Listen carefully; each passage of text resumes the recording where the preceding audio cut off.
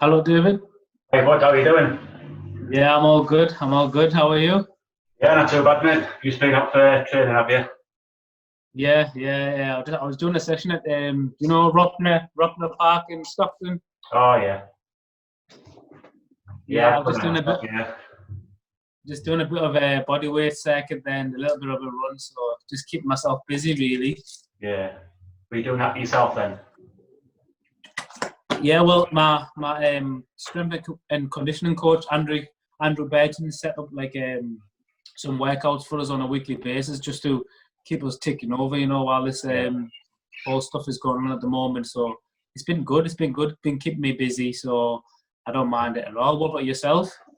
Yeah, I'm a personal trainer, so I haven't been able to do much myself. I've just been doing a bit of my own stuff. I've got my own little gym here I've made at home. So just trying to keep myself busy, really.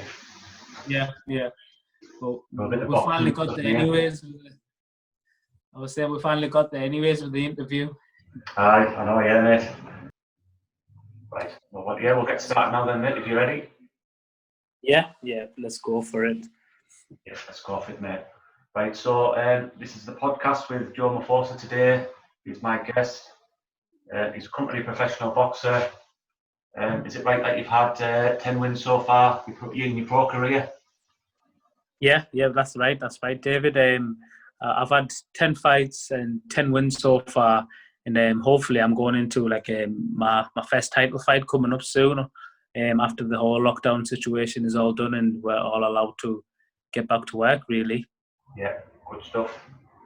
So when you were only young when you moved to England, was that with your parents and your two brothers, was it?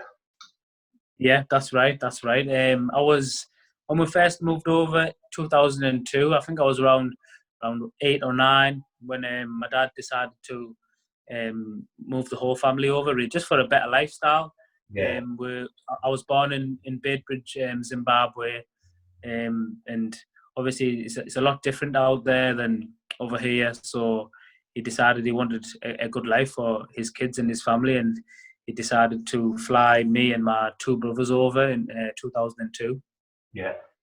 What was it like growing up there? If you can remember, and obviously you were only young. I can only remember just little bits, here and there. But Yeah. I know I was happy, just like any other kid is really running about outside, getting the fresh air. Obviously, I went to school for a little bit over there as well. I didn't mind. I had a lot of friends over there. Enjoyed the weather. Enjoyed the nice food as well. It was completely different, moving to the UK at that age, but soon quickly adapted. When you moved over then, was your dad working or anything, or just moving over generally, sort of for a better life, like you said? Yeah, so when we originally moved over, when my dad was in Africa, sorry, he was a maths teacher in a secondary school, and then he got a job opportunity in the UK, and he took that. So he's always been in education, and I think when he finally got the job offer over here, that's when he decided now was the right time to get the whole family over, and it was the best move, to be honest. Yeah, I know you're an adopted Teessider. That's it. I love the Teesside now. Everyone's so welcoming as well. So we're really pleased to be here. Especially with my boxing career, getting a good following now from Teesside, and I'm really happy about that. Yeah, that's good stuff, that mate. So, what was your sort of sport you were into when you were a kid then? What's the things you were watching? So as a kid, I was always fit and active. I did a lot of sports, to be honest. I played a little bit of cricket. I played some rugby as well in secondary school. Yeah. Tried some badminton, tried some basketball, but cross country as well. I quite enjoyed that, athletics in school. But I think when I found boxing, that was my thing, really. That's what I really enjoyed. Yeah. Do you do much running, like in sort of Teesside? Then you got a not Clare, the sports village, or anything like that? No. I don't go to the sports village too much. I like running sort of outdoors, to be honest. Just I know it's still outdoors on the track. I just like being just some nice routes, you know, where some good paths out there, some good hill sprints as well. I like going to the countryside as well, getting some good hill sprints in. So I don't mind that at all. Yeah, it can get a bit boring on a treadmill or just running around the track. You're saying the same thing, especially if you're doing a long run. It can be really boring, can't it? So Definitely. It can be a bit like running on the treadmill. So I just prefer making my own routes and hitting that with my friends. yeah, totally, mate. Aye. So obviously you're into boxing now. So when you were watching boxing, sort of as you were growing up, who was your idol in boxing? I'd say my idols. When I first started watching boxing, it was a guy called Bernard Hopkins from America. He's the one who sort of stood out for me. I really liked his style. I really liked how he moved around the ring, very crafty. But then as I got more and more into it, you know, the Roy Jones Juniors, your Floyd Mayweathers, you Yeah, know, Muhammad Ali. I really like guys with good hand speed who can move around the ring pretty well. And um, I was really attracted to the sport from day one. yeah, it's a great way to keep fit as well. I mean, when I was watching it sort of growing up, there was the likes of Chris Eubank, Nigel Benn, Nassim Hamed. But my particular favourite was Nigel Benn. Just the way he was when he was at his peak, he was just destroying everyone. And so that was in the end the Dark Destroyer, wasn't it? And I thought it was brilliant, to be honest. His fights with Chris Eubank, some of the best fights I've seen. Very good fighter, man. Tough as they come, wasn't he? Well, both of them actually, both of them. Yeah, I know he was on about having a comeback, wasn't he, last year? I was hoping he was, but I mean, obviously, yeah, he's in his 50s now, so probably wouldn't have been the best decision. Say what That's it, isn't it? There's a few thinking about making some comebacks, but at that age, you know, it'd be hard to get back to where. Well, you'll never get back to where you were. You know what I mean? In your 20s and your early 30s. So I think maybe an exhibition, fair enough, but to come back and actually do it for real, I think it's just putting your own health at risk, to be honest, because the younger guys coming up, like the ages and you know Tyson Furies, they're really professional. So it's just putting their own health at risk for me. That's what I think, anyways. Yeah, I mean, I've seen the videos. I don't know if you've seen him of Tyson doing his training. I mean, he looks in great shape and his hand speed and all that, but it's whether he can sort of keep it going for 10, 12 rounds if it goes that far. Definitely. He looks good. He looks in really good shape, like you said. Yeah. But I think it's different, you know, hitting the pads, hitting the bags, and then when you do it for real in the ring, even sparring sometimes, you know, you can feel good. You can move around and you think you know you've got it. But then when it's actually time to do it for real in the ring, that's when you can feel the big difference between someone who's in the prime and someone who's well past it. Yeah, that's it, isn't it? Yeah, it's like they say there's no hiding place in the ring, is there? That's it, definitely. As soon as you get in there, you're by yourself. You know, you have to hit them before they hit you, and it can be tough when you get like, I think, is he 55, 54 now, Tyson? Yeah, 53, 54, I think. Yeah, Tyson. Yeah. So like he's 57, so not recommended really. Yeah, it's going to be tough for him, man. It's going to be tough. Yeah, certainly. Yeah. So what can you remember generally when you got into boxing as amateur and things like that? I know, did you go with Team GB earlier on? Yeah. Originally, as an amateur, I was with Middlesbrough ABC, where my coach was Tony Whitby, really good guy. You know, taught me the basics from day one. Took me all the way up to senior ABA finals, and then finally I got onto Team GB in 2014, where I was selected to train with the Olympic team and got really good experience out there. Met some really good fighters, talented, you know, flying all around the world, different countries, like Germany, Finland, Poland. Where else did I go to? Went to Turkey a couple of times as well. We did a lot of traveling, and it was good. It was a really good experience, which is going to do me well, you know, now I'm in the professional game. All that experience that I gained, also fighting Cuban as well, is going to put me in good stead. Yeah. Was that on the lead up to Rio 2016? And did you end up going to Rio in the end, or was that for the actual Olympics itself? Yeah, it was leading up to the Rio 2016 Olympic Games. Yeah, but unfortunately, obviously, last minute I didn't make the spot. Another really good fighter got the position over me, Galal Yafai from Birmingham, who went and done himself very proud. You know, he's a really good fighter. But I didn't take it too bad. You know, I gained a lot of experience, and I know it's going to definitely help me in the future. Yeah, I can imagine that would have been a great experience, sort of as a young fighter, getting to travel the world and obviously getting new coaching and things like that. Definitely, it was top experience. You know, just being around all those different fighters. Even Anthony Joshua, he used to train in the same gym as us in Sheffield, so we used to see him a lot, and stuff like that just really inspired you. You know, give you a lot of energy to think one day I could be a professional like him, and one day I could be doing good things in the pro game. What was which gym was that then? Was that the Brendan Ingle gym? Was that in Sheffield, or is that a different one? No, in Sheffield, Team GB trained at the English Institute of Sport. It's like they have all the athletes out there. Jessica Ennis, she trains there as well. They do basketball. I think the Great Britain team, the basketball team, they're training there as well.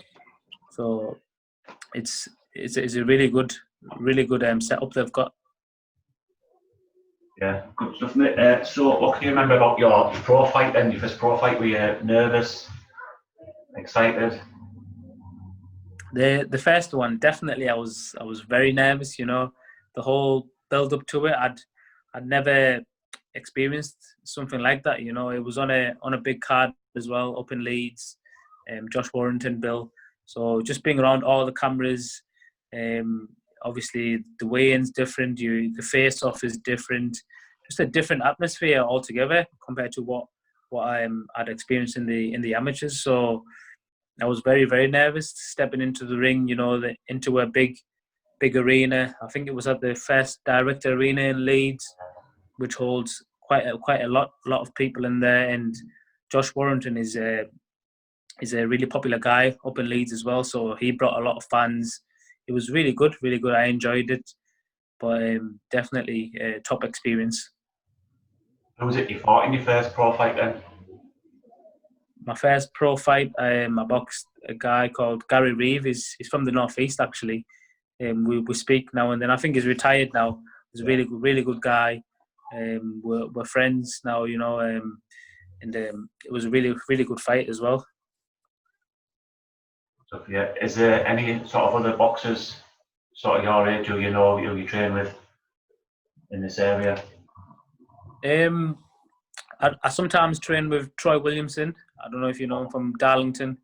Yeah. He's a good fighter as well. He was really doing good things in the pro game. Also at our gym, there's Luke Cope from Hartlepool.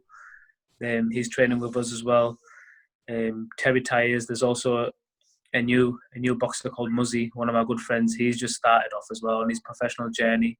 So it's really buzzing at the moment. You know, just can't wait to get back in there. Yeah, that's it. Yeah, I mean, I've been to the gym where you go myself a few times. I used to go there. It's a good little setup there, and obviously you've done a bit of work on it now. So you just want to get back there, don't you? That's it. Yeah, I just miss the whole atmosphere of everyone being around. You know, it's all right what I'm doing at the moment, just ticking over, just making sure I'm still keeping general fitness up, but it's not the same as being in a full gym packed out. You know, all the energy bouncing off each other. So I can't wait for it, to be honest. Yeah, it's like the competitive edge, isn't it? And obviously that bit of motivation and a bit of rivalry with other people, it sort of keeps you on your toes, doesn't it? Definitely.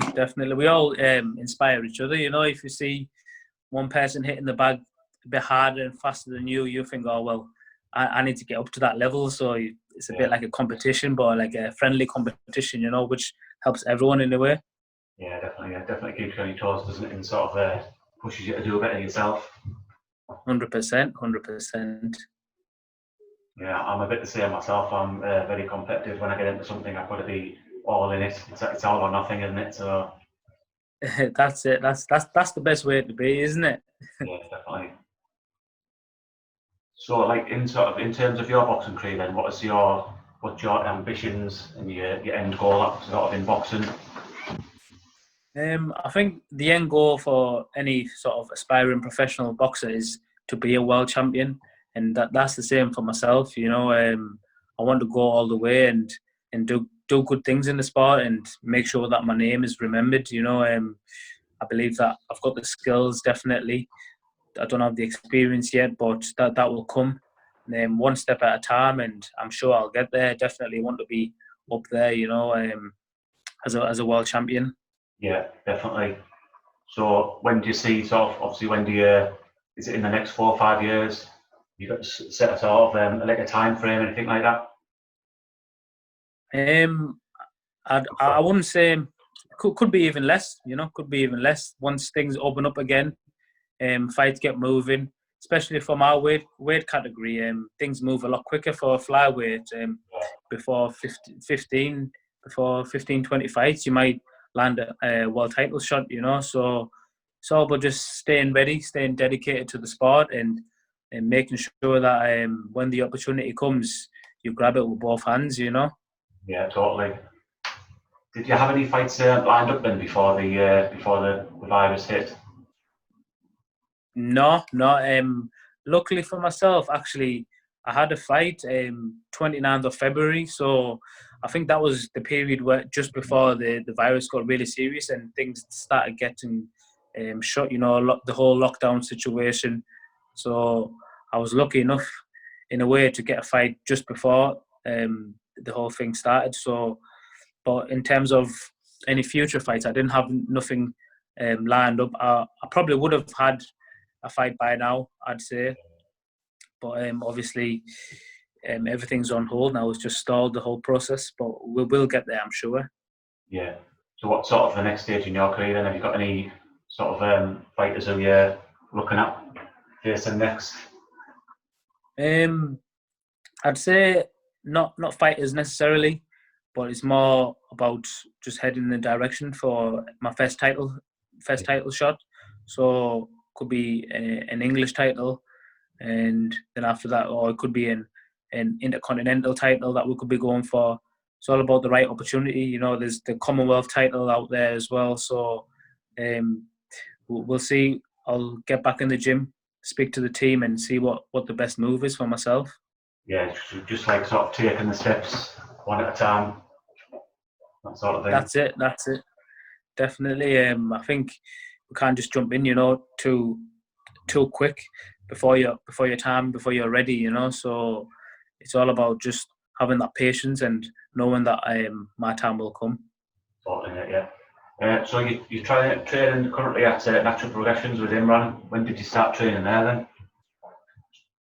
So with Imran, Yeah. he's been my coach ever since I turned professional. I think 2000 and back in 2016, possibly that's when I started training with Imran. Really good guy, really good coach, really good friend as well. You know, um, and I've been learning a lot coming through all my fights now, sort of getting better and better. I'm learning, sort of picking up things each time I'm going in the ring. I can tell the improvements are coming now. Yeah. Yeah, like I say, I've been there myself. He's a really good guy. Sort of, he's well thought of in the community in Teesside. Does a lot for the area. Definitely, he's well known, and it's for good reasons. You know, he's a really nice guy, really caring guy, and just what he's doing with the gym. You know, Yeah. is giving young kids, even like myself, adults, you know, the opportunity to come and exercise. You know, you don't have to be a professional boxer to train there. It could be young kids just wanting to learn it, or it could be people who just want to keep generally fit. You know, and he's giving people that that opportunity to do it, and it's a really good thing. Yeah, totally. He's come a long way as well from when he first started out. The gym, it's a really good gym. It's a really good place to be at now. It is. It is. I remember when I first started there, I used to have the wooden floor, just the one floor wooden. But now I think he's got 3 different floors now, with 2 big rings. He's got a strength and conditioning area as well now, so it's really took off. Yeah, he's definitely doing well for himself, and like you say, he's a good guy. He deserves it, like, doesn't he? So 100%, mate. 100%. yeah. So also you with Frank Warren, aren't you? So how did that come about, and how long have you been with Frank now? It's been over 3 years now with Frank Warren. But the original sort of contract, it was through Imran himself, actually, because he was training Josh and Callum Leather at the time, and they were both signed. So the connection was already there. The relationship with him and the team at Frank Warren Promotions was sort of already there, and he just put the question out there to them, and luckily enough, and I was fortunate to get a contract with them. Yeah, have you trained with them too then? I know you mentioned Josh and Callum there. I know of them too myself. Have you done any training with them? Yeah. I done quite a bit of training when I first started off. They were both in the gym. Josh Leather was heading towards a few title fights himself. Callum was just starting his journey as well. Yeah. Fair play to both of the lads. They're done well, Yeah, totally. Yeah, it's all good to see people from the sort of the area giving it a go and doing well for themselves. That's it. It's all positive, and it all just bounces off one of each other. So it's a really good thing to have other people in the gym sort of aspiring for the same end goal. Yeah, totally. Obviously, with things like fitness and sport and things, nutrition sort of plays a big part of it as well. Is there any sort of like a plan you're on when you're leading up to fights, or just on all year on sort of healthy eating plan? Yeah, so with the nutrition for myself, I've spoken to my strength and conditioning coach, Andrew Burton from Active Body Conditioning. I'm not sure if you've heard of him or heard of his gym. Yeah. But he's a really, really good guy as well. He's got a lot of knowledge around the sport, But when I've spoken to him, he already knew I had a system already, from day one, which I was following, and that was working, and I felt good in the ring. I felt strong, I wasn't really killing myself to make weight. I was doing it properly, and he said, look, there's no point changing something that's working, so we're just stuck with it, really. I've just always done my own thing. I've just picked up little things on my journey. From the time I was an amateur at Team GB, I picked up things from there. And when I turned professional, the weight making is a little bit different because you get day before weigh-in sometimes. But just all off my own back, really. Just picking up little things as I was going on my journey, and I think I'll continue to do that, to be honest. Yeah, it's sort of like you say, the training and the nutrition sort of go hand in hand, don't they? They help you with your goals and things like that. It just keeps you on track, doesn't it, really? Definitely. I always try and, obviously, throughout the whole camp, just eat clean as possible. Drink 4 or 5 litres of water.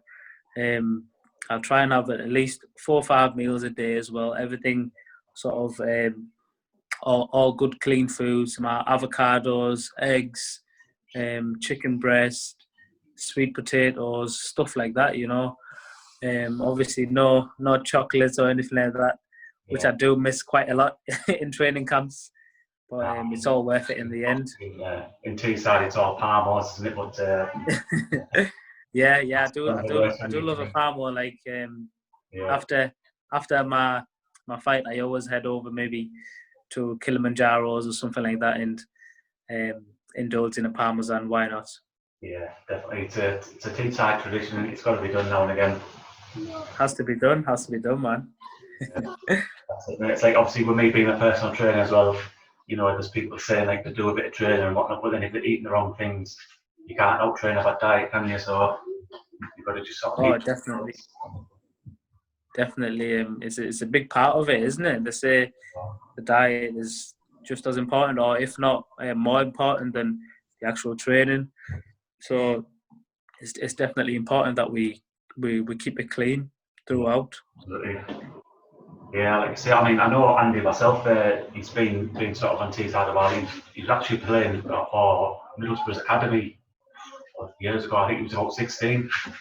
It's going back quite a while. I don't know if he still plays football now, but I know he's got a good setup at his gym. Like, it's a really good gym. Yeah. I remember him telling me the stories, and I think he can still do a couple of tricks. I've seen him with the ball on YouTube lately. So he's a good guy, really good guy, man.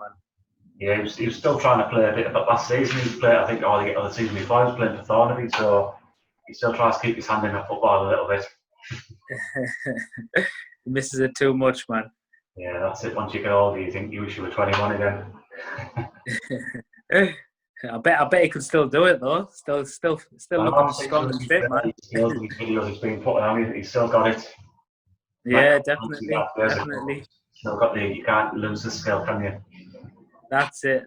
Always sticks with you. Yeah. So anyway, I'll let you get going in a minute, mate. So I'd like to say that I'd like to thank you for joining me today. It's been a great pleasure, mate. So no worries at all. No worries at all. Thank you for having me on your show, man. Really appreciate it. Hopefully, can inspire as well one or two people to get on their path. In sport, whether it's in boxing or football, whatever it is, it can be done. Just got to work hard and really focus and keep going, and things will pay off. Yeah, that's it, mate. So you just hope you do well in your career. Hope you can get back to some sort of proper training soon, and hope to see you as world champion one day. It'd be a great pleasure. Obviously, you're from Teesside, so all the best in your career. That's it. Fingers crossed, mate. Yeah. Cheers, man. Well done. All right. Thank you, David. Thanks, buddy. Cheers.